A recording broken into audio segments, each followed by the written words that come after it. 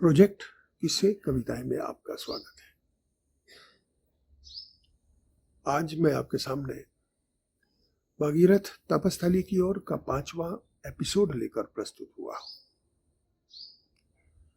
पिछले अंक तक हमने अपनी यात्रा देहरादून से गंगोत्री तक सड़क मार्ग से पूरी की थी और गंगोत्री से पैदल यात्रा शुरू हो गई है।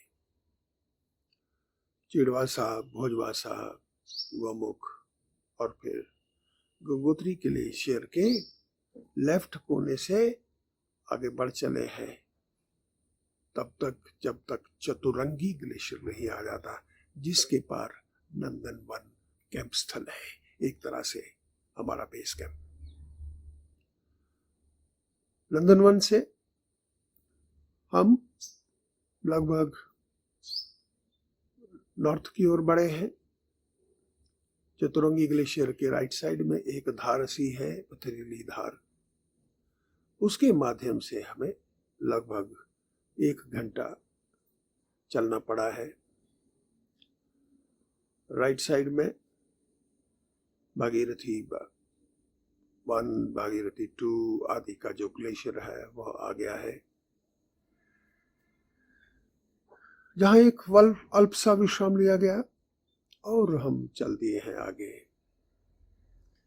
एक गहराई सी है, वासुकी पर्वत से उतरता हुआ ग्लेशियर है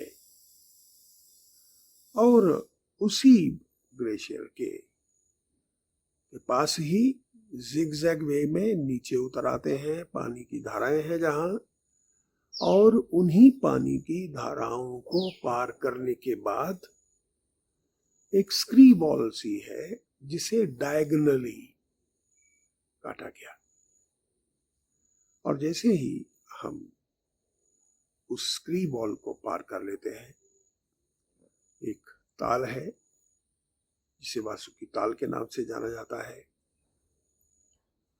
एक वासुकी ताल केदारनाथ क्षेत्र में भी है, लेकिन यह वासुकी ताल जो है, वासुकी पर्वत जो शिखर है उसके आधार में एक तरह से उसका नॉर्थ पश्चिम जो आधार है उसमें बना हुआ है। एक तरह से यह हमारा एडवांस बेस कैंप था। एडवांस बेस कैंप की एक अपनी तरह की उपयोगिता होती है। आगे के कैंप से उसका जुड़ाव भी रहता है, आसानी से सामान ऊपर नीचे पहुंचाया जा सकता है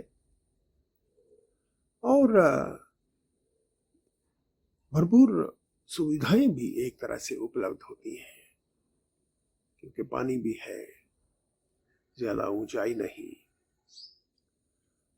लेकिन जैसे जैसे और ऊंचाई पर कैंप जो है वह बनते चले जाते हैं तो कठिनाइयां शुरू हो जाती हैं एक्लेमेटाइजेशन की। हमने एक दिन पहले खड़ा पत्थर, जो नामक हमारा अगला कैंप है,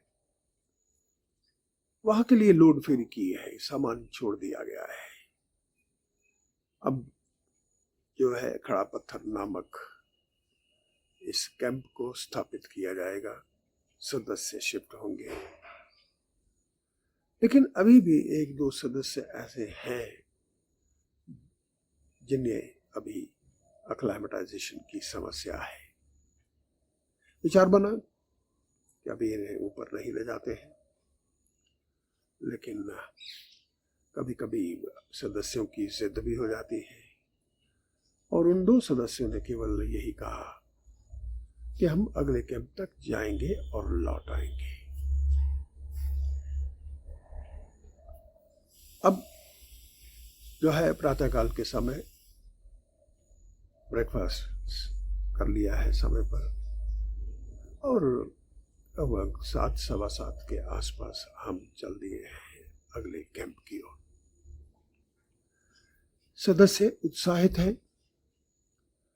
उत्साहित हमेशा से इसलिए भी हुआ जाता है क्योंकि जैसे जैसे आपका अगला कैंप स्थापित होता चला जाता है आप जो है आपकी जो लक्ष्य तक पहुंचने की दूरी है वो कम हो जाती है, जो हमें एक तरह से प्रसन्नता देती है। इसलिए सभी सदस्य जो है उत्साहित सदस्य चल दिए हैं। शुरू में हमें लगभग आधे घंटे तक एक तरह से आप कह सकते हैं पूर्व की ओर चलना था, यानी वासुकी ताल की जो एक पूरी की पूरी धार सी है उसके साथ साथ उसकी एक तरह से परिक्रमा करते हुए पूर्व की ओर चलना है। और फिर सामने दिखाई देती है सतोपंथ नामक बहुत खूबसूरत जो है चोटी, जिसका जो टॉप है एक तरह से स्ट्रेट लाइन में है। एक धार भी लगता है कि स्ट्रेट लाइन सी लगती है। और मैं यह भी बता देना चाहता हूं सतोपंथ के बारे में। सतोपंथ का जो पूर्वी के साइड है उस ओर जो ग्लेशियर है सतोपंथ का, उसमें से अलकनंदा नामक जो नदी है वह निकलती है, जो इस क्षेत्र का अंतिम गांव जो माना है उसके पास से होते हुए बद्रीनाथ पहुंचती है। और इस क्षेत्र के बारे में यह भी कहा गया कि पांडवों ने अपना अंतिम प्रयाण जो है वह इसी सतोपंथ सतहपंथ था, जिसे स्वर्गारोहणी के नाम से भी उन्होंने एक तरह से संदर्भित किया था। उस ओर पांडव आए हैं। हम केवल उसके पश्चिमी किनारे के पास से निकल रहे हैं। सतोपंथ ग्लेशियर से हमें एक तरह से फिर उत्तर की ओर आना है।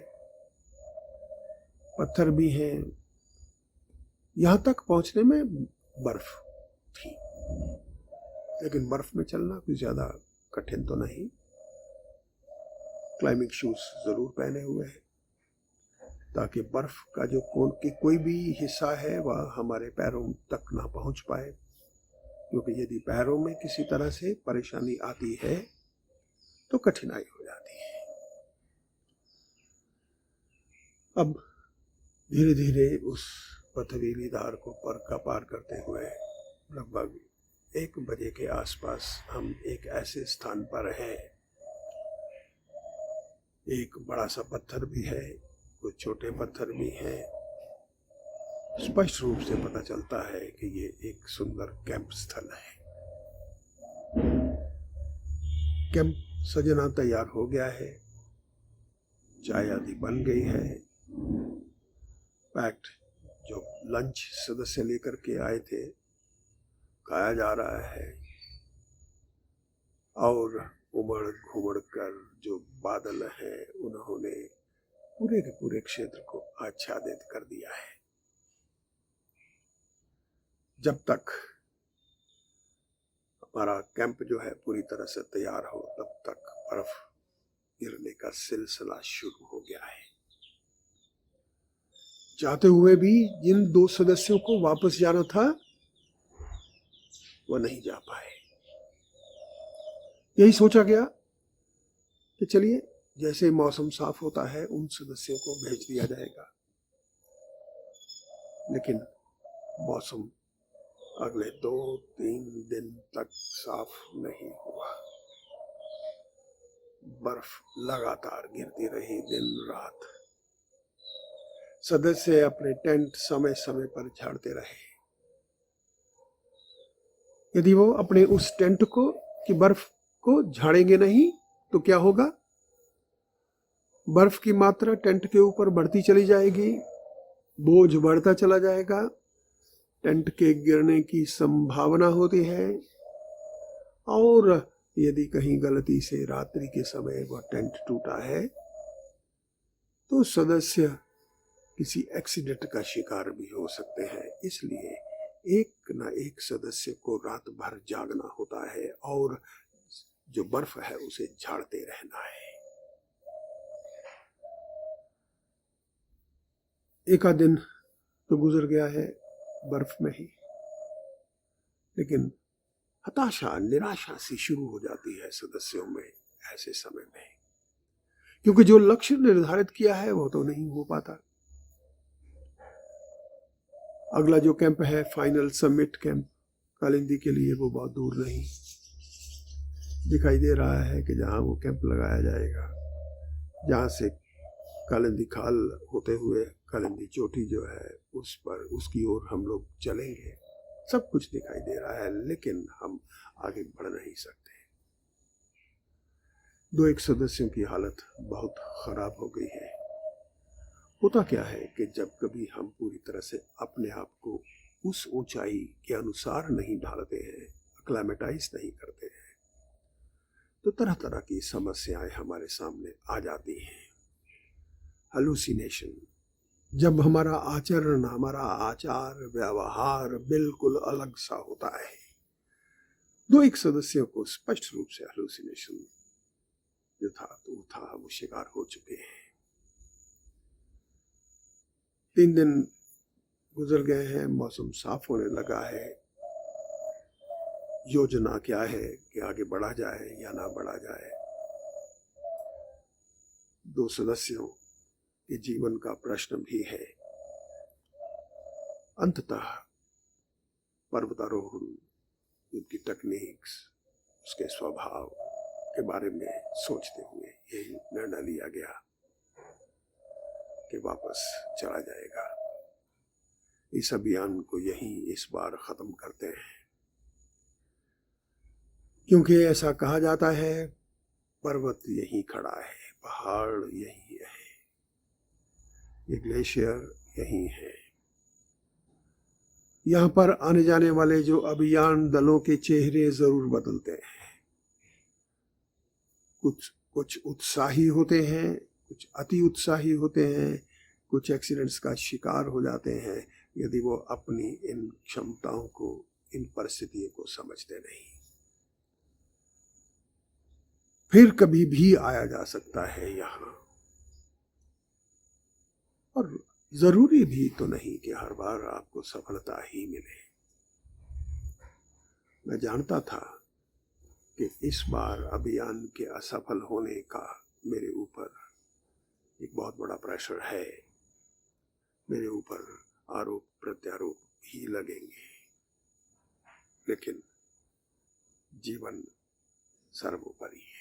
जीवन को बचाना बहुत जरूरी है, और यहाँ दो लोगों का प्रश्न है। चल दिए हैं, लौट दिए हैं। यह विचार करते हुए कि फिर जब कभी समय मिलेगा अवश्य गोमुख से गंगोत्री से गोमुख होते हुए कालिंदी खाल और बद्रीनाथ की फिर कभी यात्रा अवश्य करूंगा। चल दिए हैं वापस। आप कल्पना कीजिए, एक 10 सदस्य को संभालने के लिए 3-3, 4-4 पोर्टर्स को लगाया गया है। पता नहीं कहाँ उसके पास अतिरिक्त एनर्जी आ जाती है। किसी और चलना चाहता है, चलता किसी और है, लेकिन सौभाग्य से धीरे धीरे हम नंदनवन गोमुख होते हुए गंगोत्री पहुंच गए हैं। उनके स्वभाव में कुछ परिवर्तन आया है। जीवन जो है वह, उसमें उसके प्रति आशावादिता जो है वो स्पष्ट झलकने लगी है। यद्यपि हम अवश्य ही थोड़ी निराश हैं कि इस बार कालिंदी हमसे रूठी रही, लेकिन ये पर्वत का आचरण है। कभी सफलता देता है, कभी असफलता देता है, कभी सुख है, कभी दुख है, कभी बादल है, कभी प्रकाश है, लेकिन अति उत्साही भी नहीं बना जा सकता है। इस बार इतना ही। फिर अगले एपिसोड को लेकर आपके सामने प्रस्तुत होऊंगा। तब तक आप अपना ध्यान रखिए। आपका बहुत बहुत